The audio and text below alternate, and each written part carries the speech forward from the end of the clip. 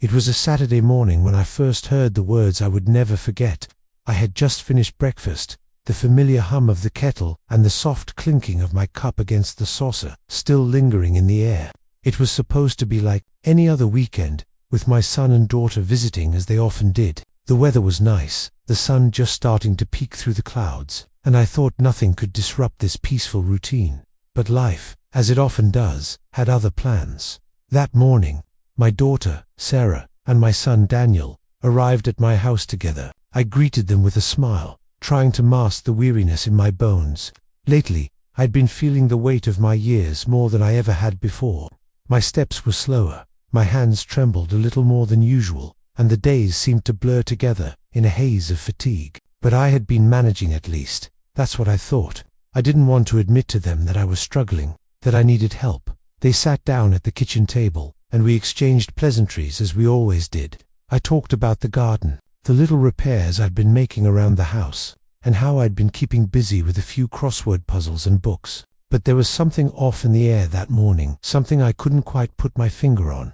Their smiles seemed forced, their eyes not quite meeting mine in the way they used to. It wasn't until we finished our coffee that the conversation took a turn I wasn't prepared for. "Dad," Sarah said, her voice soft but steady, "we need to talk." I looked at her, surprised. She rarely called me Dad in that serious tone unless something important was about to be said. I turned my attention to Daniel, who had been unusually quiet, his eyes fixed on the table. "Is everything okay?" I asked, my heart starting to race. "What's going on?" Sarah exchanged a glance with Daniel before speaking again. This time, her words seemed to hang in the air, heavy with something unspoken. "We've been thinking, and we believe it's time you move to a place where you can get the care you need," she said, each word carefully measured. I blinked, the weight of her statement hitting me like a blow. "What do you mean? I'm fine here. I've been managing just fine on my own. Why would I need to go somewhere else?" I tried to keep my voice calm, but inside, my chest tightened. Sarah and Daniel exchanged another look, and this time, I saw a flicker of hesitation in Daniel's eyes. "Dad," Daniel said, his voice quiet, "it's not about you not being able to manage. We just think it's better for you, for us, that you go to a nursing home." My mind went blank. Nursing home. The words felt foreign, almost unreal, coming from my own children. I couldn't comprehend it. A nursing home. Wasn't that where people went when they were old and forgotten? Where families sent their loved ones to live out their final days? "I don't understand," I said, my voice wavering despite my best efforts to stay composed. "You want to send me away? I've lived here for years, in this house that I've worked so hard for. I'm not ready for this. I can still take care of myself. I don't need to be sent to some institution." "I know this is hard, Dad," Sarah said, her voice laced with what I thought was sympathy. "But we've been talking, and we think it's for the best. You need care that we just can't give you here. And the doctors have said that having 24/7 assistance would help." I could feel the tears pricking at the corners of my eyes. I had never expected this. I had always prided myself on being independent, on being strong enough to live on my own. But now, as I sat across from my children, I realized that maybe they saw me differently than I saw myself. Maybe they saw a burden. "Is this really what you want?" I asked, my voice breaking as the reality of the situation settled in. "You want to send your father to a nursing home, just like that?" Daniel finally spoke, his voice quiet, almost apologetic. "We think it's the right decision, Dad. We just want what's best for you." I wanted to argue. I wanted to scream at them, to tell them that I wasn't ready to be pushed aside. But in their eyes, I saw something that stopped me. It was a mixture of guilt and uncertainty, like they weren't entirely sure of their own decision but felt that it was the only option left. The conversation was over as quickly as it had begun. Sarah and Daniel left shortly after, leaving me alone in the house that felt suddenly empty. I sat at the kitchen table, the last remnants of my coffee gone cold, my mind spinning with the implications of what had just happened. Was I really so old, so incapable? Had I really become a burden to my children, the very people I had dedicated my life to raising and supporting? As I sat there, the house grew quieter, and the weight of my years pressed down on me. I knew deep down that this wasn't just about a nursing home. It was about something much deeper, something that had been brewing for years. But what, and how had we gotten here? The answers weren't clear, but one thing was certain. My life was about to change in ways I couldn't yet imagine. The days following that conversation felt like a blur. I had never imagined that something like this could happen to me. I had always been the one who took care of things, the one who supported my children and worked tirelessly to build a life for us all.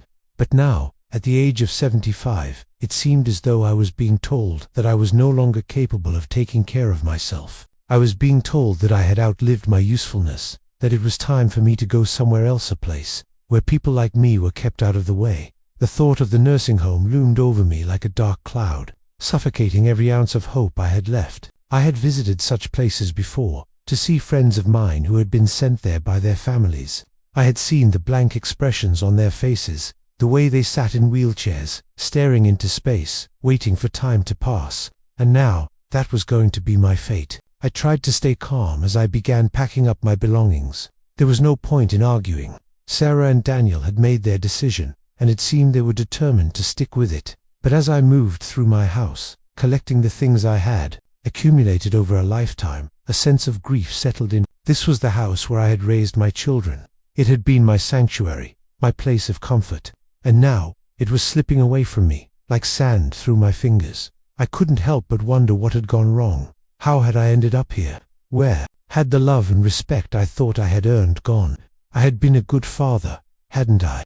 I had always been there for them. I had put my children first, sacrificed so much to give them a better life. But somehow, somewhere along the way, I had become a burden. As I packed the last of my things into a small suitcase, I found an old photograph tucked into a drawer, one of Sarah and Daniel when they were little. They were sitting on the front steps of our house, smiling brightly, their faces full of innocence and hope. I had always cherished that moment, that photograph. It was a symbol of everything I had worked for, everything I had hoped for as a father. But now, as I stared at it, I couldn't shake the feeling that something had been lost. I had been replaced, and I didn't know why. The next day, Sarah and Daniel arrived to pick me up. They had already arranged for the transport to take me to the nursing home, and I could see the quiet anticipation in their eyes. They had made peace with the decision, but I wasn't ready to make peace with it. I wasn't ready to say goodbye to the life I had built, the home I had spent so many years creating. I forced a smile as I walked out the door, trying to hide the pain I felt. "Let's get this over with," I said, my voice thick with emotion. Sarah reached out and put her arm around me. "We're doing this because we love you, Dad. We want what's best for you," she said, her words gentle but firm. But the truth was, I didn't feel loved. I felt abandoned, discarded like an old coat that no longer had any use. I wanted to tell her how I felt, to scream at her for making this decision, for pushing me away when I had always been there for her. But I held it in, the tears that threatened to spill, the anger that burned inside me. The car ride to the nursing home was quiet. The only sounds, the occasional hum of the engine and the soft tapping of Sarah's fingers on her phone. I stared out the window, watching the world pass by, my mind racing with thoughts of what lay ahead. We arrived at the nursing home late in the afternoon. The building stood before me, large and impersonal, its walls a cold shade of grey. There were no trees or flowers, no signs of life, just sterile white walls and a row of cars in the parking lot. I didn't want to go inside. I wanted to turn around, to get back in the car, to drive away to anywhere but here. But I knew I didn't have a choice. The staff at the nursing home were kind enough, but their politeness felt hollow. They showed me to my room, a small sterile space with beige walls and a single window that looked out onto the parking lot. There was no view, no connection to the world outside, just a small bed, a dresser, and a few pieces of furniture that looked like they had been chosen for their functionality, not their comfort. As they helped me settle in, I couldn't help but feel a deep sense of loneliness. The other residents in the home looked at me with a mixture of pity and resignation, as if they had already accepted their fate. I didn't want to accept mine. I wasn't ready to be here. I wasn't ready to fade into the background of life, forgotten and ignored. That night, after Sarah and Daniel left, I lay in bed, staring up at the ceiling, the silence in the room deafening. I thought about all the years I had spent raising my children, providing for them, loving them unconditionally. And now, here I was, in a place I had never imagined myself ending up. I thought about the days when we used to sit around the table together, laughing, talking about our day, sharing our lives.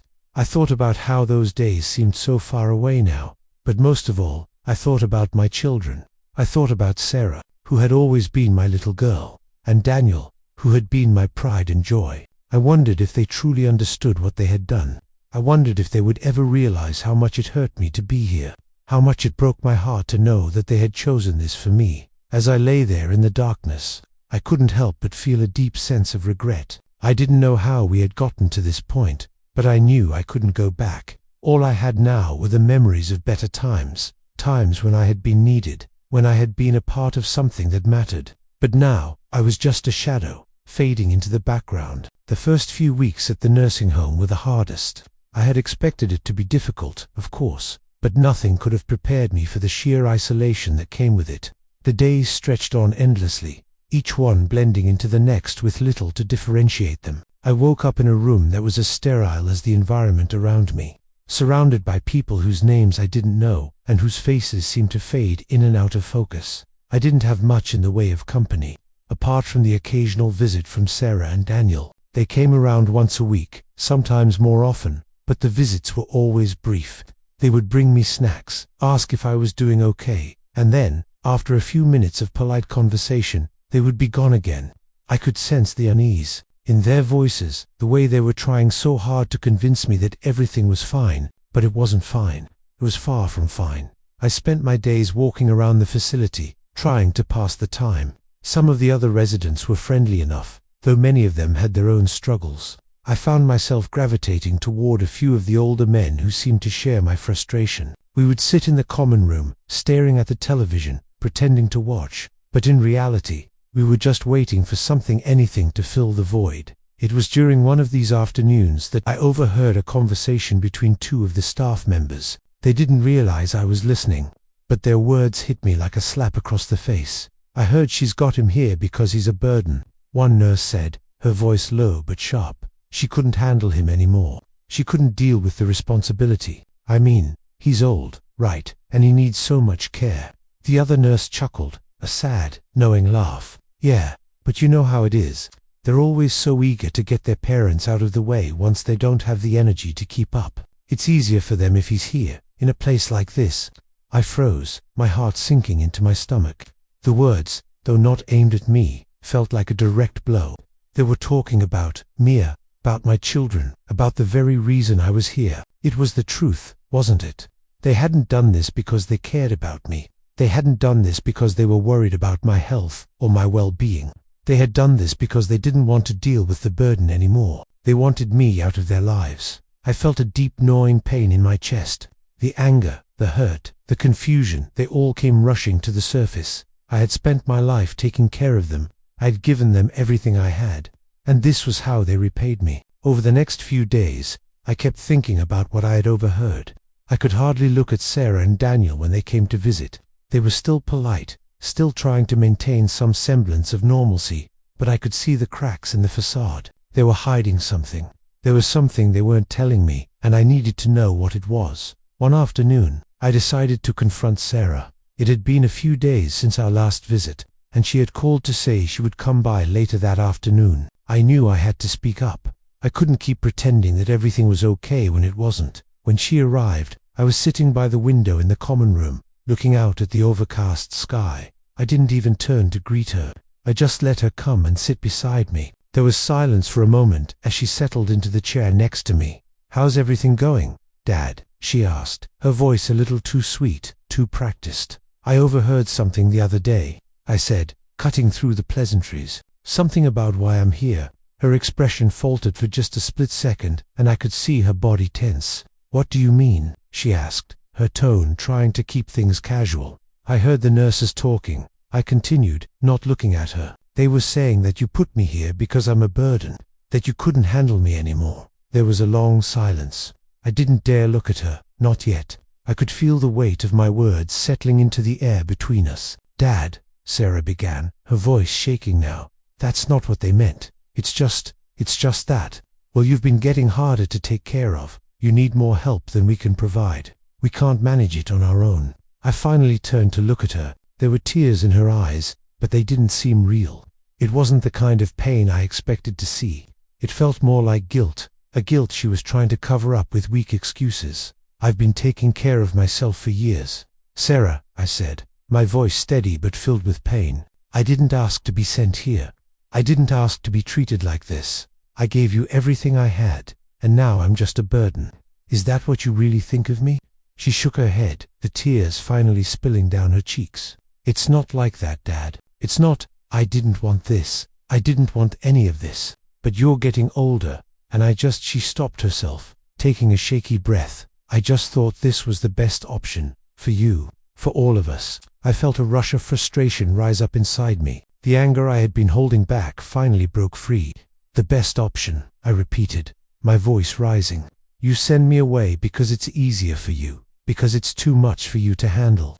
How could you think this was the best option? For me, I didn't know what else to do," she cried, her voice breaking. "I thought I was doing the right thing. I thought this was the right decision. But now I'm not sure." I stood up then, my hands shaking with emotion. I couldn't stay there, not anymore, not with the lies hanging in the air between us. "I need to be alone," I said. Turning away from her, she didn't stop me as I walked out of the room, though I could hear her calling after me, begging me to understand. But there was nothing to understand anymore. The truth was too painful to bear. After the confrontation with Sarah, I spent several days in a fog of anger and hurt. The more I thought about what she said, the more the pain sank in. I felt betrayed by her, by Daniel, by my whole family. How had I become someone they couldn't care for? Someone whose needs had simply become too much to manage? The questions plagued me in the silence of my room, where I was left alone for most of the day. I spent my days staring out the small window in my room, watching the dull gray sky, my mind adrift in memories of a time when life had been different. I thought about the days when Sarah and Daniel were children, when I could hold them in my arms, guide them through their lives, and be the protector, the father they could always count on. I had devoted my life to them, and now I was here, in a sterile room, abandoned by the very people I had given everything for. But one evening, as I sat by the window, the door to my room opened. I hadn't been expecting anyone, but there was a nurse standing in the doorway with a letter in her hand. I raised an eyebrow, surprised. "This came for you," she said with a small smile. Handing me the envelope, I took it from her, my hands trembling slightly. The handwriting on the envelope was unfamiliar, scraggly, rushed letters that I immediately recognized. It was from Daniel. My heart skipped a beat. Daniel had not visited me in over a week, and our last conversation had ended with silence and unanswered questions. I hadn't expected to hear from him, especially not after everything that had happened. Yet here was this letter, and I could feel my hands shaking as I carefully tore it open. I unfolded the paper slowly, and the first words I read made my chest tighten. "Dad, I don't know where to begin. I owe you an apology, a big one. And I'm not sure if this letter can make up for everything that has happened, but I need you to know that I've been thinking a lot about you, about what's been going on, and about my actions." The words seemed to blur before my eyes. Daniel, my son, my pride, had written to me. A part of me didn't want to read any more. I didn't want to be hurt again. But something deeper inside urged me to continue. "I realize now that I failed you, Dad. I failed to see how much you were struggling, and I let my own fears and frustrations take over. I didn't know how to deal with the fact that you were getting older, that you needed more help, and I convinced myself that sending you away was the right thing to do. I lied to myself, telling myself it was for your own good, but it wasn't. It was for my own comfort. I was scared. I was scared of losing you, scared of facing the reality that you weren't going to be here forever. And I took the easy way out, instead of facing that fear head. I'm so sorry for hurting you." I paused after reading those words. Tears blurred my vision, but I forced myself to keep reading. The guilt, the regret, the raw emotion in his words, it all came rushing at me, and I felt the weight of his sorrow in my chest. "I don't expect forgiveness, not yet, but I want you to know that I'm going to do better. I don't know how yet, but I'm going to do whatever it takes to make it right. You've always been there for me, and I can't let you down any longer. I'll come to see you as soon as I can. I just hope that one day you'll find it in your heart to forgive me for what I've done." I lowered the letter, my hands shaking now more than ever. Daniel's words, his raw honesty, struck me harder than anything else. He had acknowledged everything I had feared, everything I had tried to deny. He had realized what he had done, and he was willing to face the consequences. I wasn't sure what to feel. The anger I had carried for so long didn't disappear with the letter. The betrayal still stung deeply, but somewhere, beneath the layers of hurt, I could feel a flicker of something else, a small seed of hope. Daniel was trying. He was reaching out. He was trying to make amends. I sat there in silence for a long time. The letter crumpled slightly in my hands. The weight of it all was almost too much to bear. But at the same time, it was the first time in weeks that I felt a small glimmer of peace. Maybe, just maybe, we could fix this. Maybe this wasn't the end. Later that evening, I lay in bed, staring at the ceiling, reflecting on everything that had happened. I knew that forgiveness wouldn't be easy. It would take time for both of us to process the pain, the guilt, and the years of miscommunication. But Daniel had taken the first step, and that meant something. The next morning, I called the front desk at the nursing home and asked for a meeting with Daniel. I needed to see him face to face. We needed to talk. The nurse on the other end was surprised but agreed to arrange a visit. It wasn't going to be easy. I wasn't sure what the conversation would be like, or if Daniel's apology would be enough to heal the wounds between us. But it was a start. It was a chance. The days following Daniel's letter were a blur. I couldn't help but replay his words over and over in my head. The raw honesty of his confession sinking in deeper each time. He had admitted to his mistakes, to the ways he had failed me. But even more than that, he had shown me something I hadn't seen in a long time: vulnerability. My son, the one I had always thought of as strong and unshakable, was now showing me his weakness. And for the first time in what felt like an eternity, I felt a connection again. But still, there was a wall between us. It was a wall of hurt, of betrayal, of unspoken pain that neither of us had addressed. I had my own anger, my own resentment that I had kept bottled up for so long. I wasn't sure if I could just let that all go. I wasn't sure if I was ready to forgive him, even if his words had opened a small crack in my heart. I paced the room that morning, unable to sit still. The walls of the nursing home felt closer than ever. The sterile, cold environment, which had once seemed like a prison, now felt like the only place where I could try to gather my thoughts. I hadn't seen Daniel in over a week, and I had no idea how this meeting would go.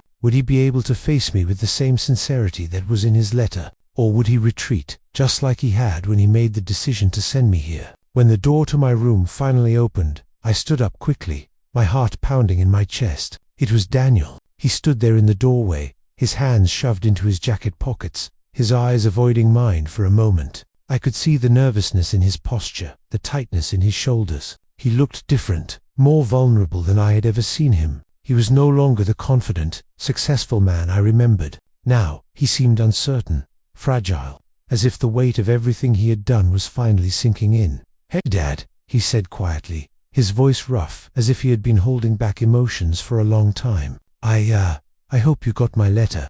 I nodded slowly, unable to speak at first. The words were there, but they caught in my throat. Instead, I simply gestured to the chair beside me, silently offering him a seat. He hesitated for a moment, then sat down, his hands fidgeting nervously. "I've been thinking about what I said," Daniel continued, his eyes meeting mine for the first time. "I want you to know that I never meant to hurt you. I never thought things would get this far. I thought I was doing what was best for you, but now I see how wrong I was." I studied him for a long time, my mind racing. His words mirrored what was in the letter. But there was something in his eyes now, something deeper: guilt, regret, a longing to make things right. But was it enough? Could I really forgive him after everything? "I don't know if I can just forget everything, Daniel," I finally said, my voice quiet but steady. "What you did, it hurt. It hurt more than I can explain."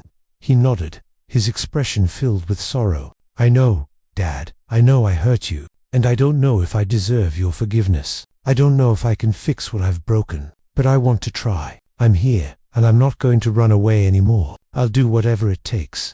I took a deep breath, trying to steady myself. The truth was, I wanted to believe him. I wanted to believe that he was sincere. But the pain I had felt being cast aside, being sent here like some burden, was still fresh. How could I simply let that go? How could I open myself up to the possibility of him leaving me again, just like he had before? "Why, Daniel?" I asked, my voice a little stronger now. "Why didn't you talk to me before? Why didn't you just tell me that you were struggling instead of sending me away? You know I would have helped. You know I would have done anything."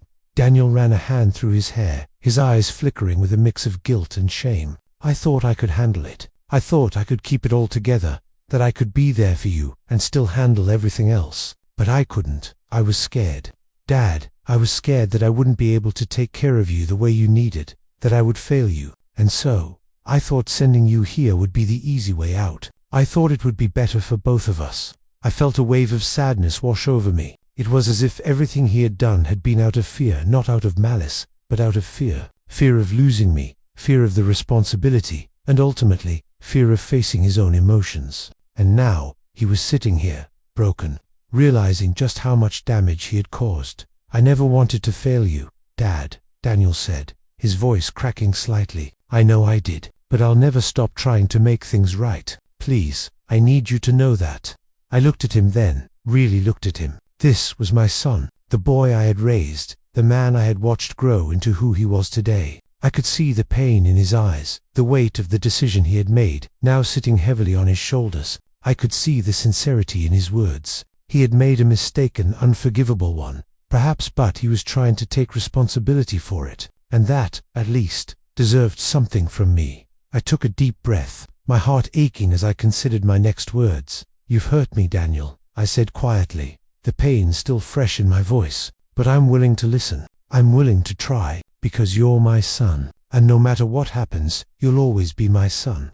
Daniel's eyes softened, and for the first time in a long time, I saw a flicker of relief. The tension in his shoulders eased slightly, and he let out a breath, as if a weight had been lifted from him. I promise you, Dad, he said, his voice filled with emotion. I'm going to be here for you. I'll never make the same mistake again. The silence between us wasn't uncomfortable anymore. It was filled with something new, hope, a quiet understanding that this wasn't the end of the road, but perhaps the beginning of something better. The next few weeks passed slowly, each day filled with moments of quiet reflection and, in rare moments, a glimmer of connection between Daniel and me. Our conversations, while tentative at first, grew more frequent. He visited more often, sometimes staying for hours, talking about everything and nothing, just trying to rebuild the bond that had frayed so completely. At first, I wasn't sure what to expect. Could things really change? Could I forgive him for sending me away? Could we both find a way to heal the hurt that had been caused by years of unspoken tension and miscommunication? Every time I saw him, I tried to remind myself that this wasn't going to happen overnight. Trust, once broken, wasn't easily restored, but we had taken the first step. That was more than I had expected. One afternoon, Daniel came to visit, and we decided to take a walk around the nursing home's garden. The weather had warmed up, and the sunlight felt comforting on my face. We didn't talk much as we walked, the air filled with a kind of peaceful quiet that we hadn't shared in a long time. It wasn't a conversation about forgiveness or apologies. It was just the two of us, walking together, like we used to when he was a child, before the distance between us had grown so wide. I remember when we used to walk like this. You know, Daniel said, breaking the silence. You used to take me to the park every weekend, and we'd walk for hours. I always felt so safe with you, like nothing could hurt me as long as you were there. I smiled at the memory, though a tinge of sadness tugged at my heart. I remember that too, I said quietly. You and Sarah used to love those walks. We'd stop at the ice cream truck on the way home, and you'd always want the biggest scoop. Daniel chuckled, a sound I hadn't heard in a long time. Yeah, I always had a thing for the biggest scoop. I'd get it all over my face, and you'd scold me for making a mess, but you never stopped me from getting it. No, I never did, I said, smiling at the memory. I suppose I should have, but I loved seeing you happy. We walked in silence for a few more minutes, the peace between us more comfortable now. It wasn't a resolution, but it was something. It was progress. For the first time, I felt like we were taking steps forward, no matter how small. Dad, Daniel said, his voice serious now. I've been thinking about everything. I know I can't change what I did, but I want to make it right. I know I've let you down, and I can't ever take that back.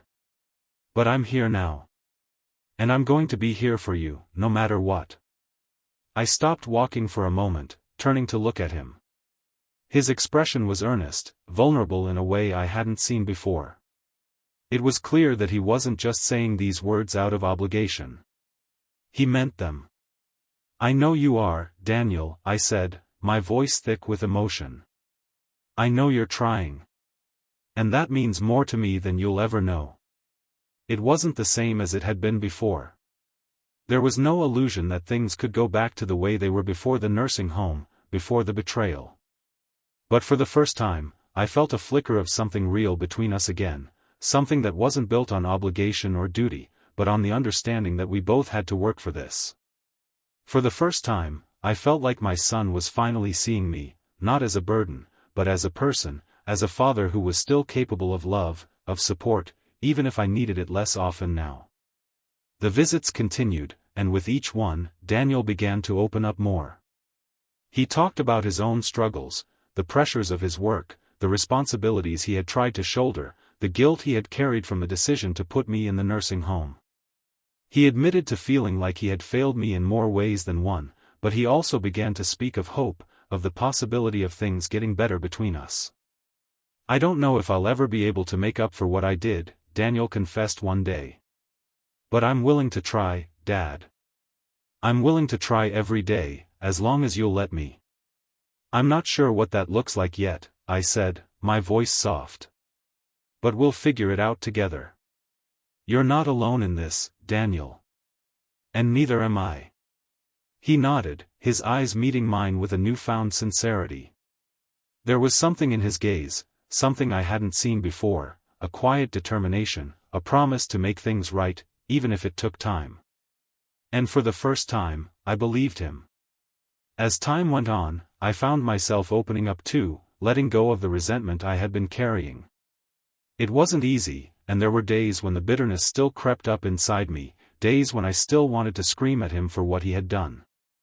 But slowly, I began to forgive.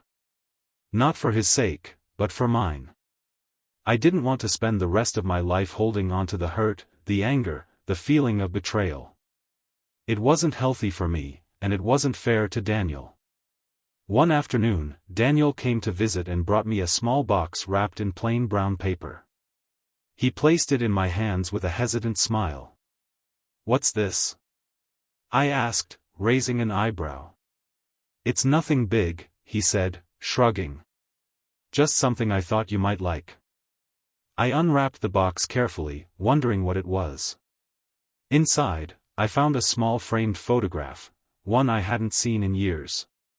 It was a picture of us, taken when Daniel was a teenager, sitting together on the front steps of the house we had once shared. We were smiling, carefree, in that moment before everything had changed. "I thought you might want this," Daniel said, his voice quiet. "It's a reminder of how things used to be. Of what we had." I looked at the photograph, my throat tightening as memories flooded back. The years of love, of laughter, of joy, before everything had fallen apart. And for the first time, I realized that those memories weren't gone. They weren't erased. They were still there, still part of me, still part of us. "I'd like to hang it in my room," I said, my voice thick with emotion. "It's a beautiful memory." Daniel smiled, the weight of everything between us finally lifting, if only a little. We were moving forward. Slowly, but surely. And I knew that we still had a long way to go. But I was willing to take the journey with him. The healing process, though slow and steady, was far from linear. For every step we took forward, there were moments when the past crept up on us, reminding us of the unresolved pain that had once divided us. Even with the picture Daniel had given me, the photograph of better days, there were still the scars left by years of emotional distance, regret, and guilt. But as the weeks passed, we found a rhythm. The visits became more frequent, the conversations longer. There were still awkward moments, those pauses when neither of us knew what to say next, but we had learned to navigate them. Daniel would share stories of his life, his work, his own struggles with guilt and responsibility, and his attempts to be the man he thought he should be. And I would share stories too, of my younger years, the days when I was the one who guided him, the days when he needed me. One afternoon, Daniel arrived with a new level of urgency in his demeanor, a tension I hadn't seen before. He walked in, his usual relaxed posture replaced by a tightness in his shoulders, his face drawn. Something was different. "Dad, we need to talk," he said, his voice low and serious. I stood up immediately, sensing the shift. "What's going on, Daniel?" "I got some news today," he said, pacing the small space in front of my bed. "I've been talking to a lawyer, and there's something I need to tell you." I felt a sudden pang of anxiety. What could it be? Had something happened with my finances? Was there some decision about my care that I wasn't aware of? "Sit down," I said, trying to steady myself. "What's this about?" He took a deep breath and sat beside me, his hands clenched tightly in his lap. "It's about the house you and Mom used to live in." My heart skipped a beat. The house. It had always been a symbol of everything I had worked for, the place where I had raised my children, where I had shared so many memories with their mother. I had never expected to lose it. "What about it?" I asked, trying to keep my voice steady, though a knot was forming in my stomach. "It's been sold," Daniel said, his voice tight. "I didn't want to tell you like this, but I need you to understand. I didn't have a choice." I stared at him, the words not quite sinking in. The house, our family home, had been sold? Without my knowledge? Without any discussion? Sold? I repeated, feeling a cold wave of shock wash over me. "What do you mean it's sold? How could you sell it without talking to me first?" "I didn't want to, Dad," Daniel said, his eyes filled with guilt. "But the bank was on us. The mortgage wasn't being paid, and I couldn't keep up with the maintenance. I had to make the decision. The house was too much for me to manage on my own, and after everything that's happened, I didn't want it to keep pulling us under." The words felt like a punch to the gut. The house, my home, had been sold without my consent, and now I was left with nothing. The reality of it hit me hard. It wasn't just the loss of a house, it felt like the loss of my last connection to my past. My memories, my family's legacy, all of it was gone in a decision that Daniel had made without even consulting me. "I don't understand," I whispered, feeling the weight of it all pressing down on me. "Why didn't you tell me sooner? Why didn't you at least give me a say in it?" "I didn't know how," Daniel replied, his voice thick with emotion. "I was already dealing with so much guilt about everything else, and I didn't know how to bring it up. I didn't want to hurt you more." I sat there in stunned silence, trying to process what he had just told me. The house was gone. My family home, the place where I had built my life, where I had watched my children grow, was no longer mine. It felt like the final straw, like everything I had worked for had been taken from me without my say. The bitterness surged within me, more intense than anything I had felt before. "You sold my house, Daniel," I said, my voice rising. "You sold it behind my back. How could you do that to me?" "I didn't mean to hurt you, Dad," Daniel said quickly, his hands trembling. "I thought I was making the right choice. I thought it would be better for all of us. The mortgage was crippling me, and I couldn't afford to keep up with it. I thought I could protect you from it, but I see now that I've just hurt you even more." The weight of his words hit me again. He had acted out of fear of losing control, of failing me even more. But his actions, despite his best intentions, had caused even more harm than good. "Where am I supposed to go now, Daniel?" I asked, my voice barely above a whisper. "Where am I supposed to live now? You've taken everything from me." Daniel stood up, pacing in front of me, his hands running through his hair. "I don't know, Dad. I'm sorry. I don't know. I wasn't thinking clearly. I just wanted to fix everything, but I ended up breaking more. I'm trying to make it right." I could see the pain in his eyes, the regret. He had made a decision out of fear, and now he was paying the price for it. But the damage was done. The house was gone, and with it, the last semblance of stability I had left. "Daniel, I need more from you than just apologies," I said, my voice shaking. "You've done things without consulting me, and now you've taken away everything I have left. I need you to understand that you can't just fix everything with words. You can't just apologize and expect me to forget. I know, he replied, his voice breaking. I know, Dad.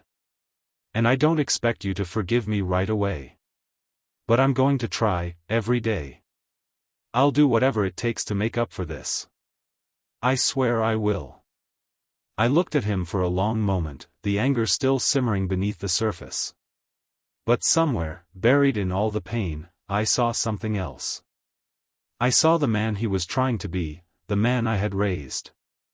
And for the first time in a long time, I felt a flicker of hope. Promise me you'll do better, I said quietly, my voice hoarse. Promise me that you'll think before you act next time. I promise, Dad, Daniel said, his voice filled with sincerity. I won't mess up again. I'll do better. I'll make things right.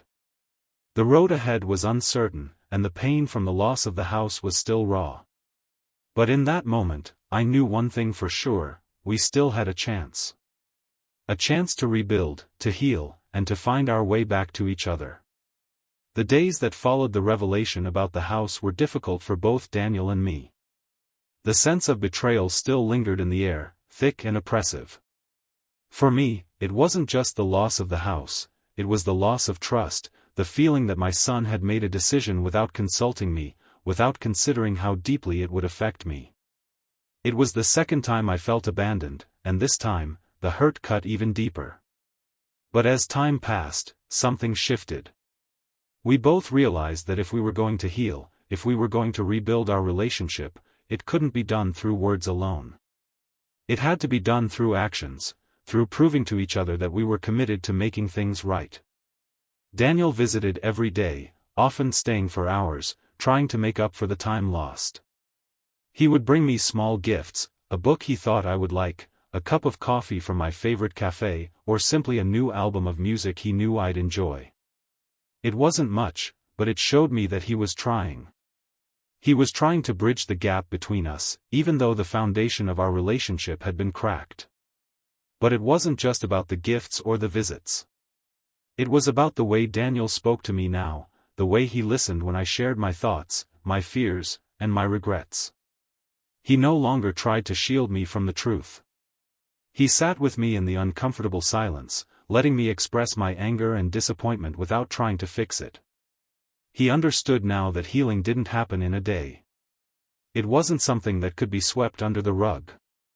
One afternoon, I sat in the common room of the nursing home, watching the other residents go about their day, when I felt Daniel sit beside me. For a moment, we didn't speak. We simply sat there, the soft hum of the room surrounding us, the distant sound of laughter from other residents who had formed their own circles of friendship. I felt something shifting inside me, something that had been frozen for so long, something that had finally begun to thaw. Dad, Daniel said, his voice quiet, as though he wasn't sure how to begin. I know I've hurt you. I know I've done things that can't be undone. But I also know I can't keep apologizing forever. I need to show you, not just tell you, that I'm here. I turned to him slowly, meeting his eyes. For the first time, I saw something real, something more than just the guilt and regret. I saw determination. I saw a son who was finally willing to fight for his father. I'm willing to give you that chance, Daniel, I said quietly, my voice still tinged with emotion. I can't promise that I'll ever forget what's been done, but I can promise that I'm trying to forgive. For both our sakes. Daniel's eyes softened, and for a moment, I saw a flicker of the boy who had once looked up to me with admiration, the boy who had always sought my approval. It had been so long since I had seen that look, and now, here it was again, quiet, humble, and filled with sincerity. I'll never give up on you, Dad, Daniel said softly. I'll prove that, every day. It wasn't an easy promise to make, and I knew it wasn't an easy promise to keep. But for the first time, I believed him. I believed that he truly wanted to make things right, and I was willing to give him the time and space to do so. The road ahead would not be without its challenges. There would be setbacks, days when the old hurt would resurface, when the scars would seem fresh again. But for the first time in a long while, I felt hope. Hope that things could be different. Hope that we could heal, together. We began to talk more openly, about everything. About the past, the mistakes, the things we had both done and said that had caused pain. And slowly, we began to rebuild. It wasn't a perfect process. There were times when the anger flared up again, when the old wound seemed to open anew. But we were trying. We were learning to understand each other in ways we hadn't before. As the months passed, Daniel continued to visit. He took time off from work to spend weekends with me, bringing me books to read, watching movies together, and sharing more of his life with me. It wasn't the same as it had been before the nursing home, but it was real. And that, in itself, was a victory. One evening, as Daniel and I sat in my room, watching a football game on the small television, he turned to me with a hesitant expression. "Dad," he said, "there's something I've been thinking about." "What is it?" I asked, glancing at him. "I've been talking to Sarah," he began. "And we were thinking, maybe it's time for you to come home. I know things aren't perfect, but I want you to have a place with us. I want you to be part of our lives again." I stared at him, the words sinking in. The idea of going home was one I had been reluctant to consider. The house was gone, the past seemed lost, and I wasn't sure if I was ready to return to a place that had once felt like home. But something in Daniel's words, the way he said it, made me pause. Maybe this wasn't just about going back to what we had. Maybe it was about moving forward, building something new, together. "I don't know, Daniel," I said honestly. "I'm not sure if I can just go back. But I'm willing to try. For you. For us." Daniel smiled, a small but genuine smile. "We'll figure it out, Dad. One step at a time." And so, that was what we did. Step by step, day by day. We rebuilt our relationship, piece by piece, and though it wasn't easy, it was real. It was ours. The future wasn't perfect, but as I looked at Daniel, I realized that maybe, just maybe, we were on the right path. Together. Author's note. This story reminds us that healing isn't a straightforward process. It's messy, complicated, and often painful. But forgiveness, even when earned through effort and sincerity, can help bridge the gap between a father and his son. It's a journey that requires time, patience, and a willingness to face the past, no matter how difficult it may be. In the end, the bond of family is something worth fighting for.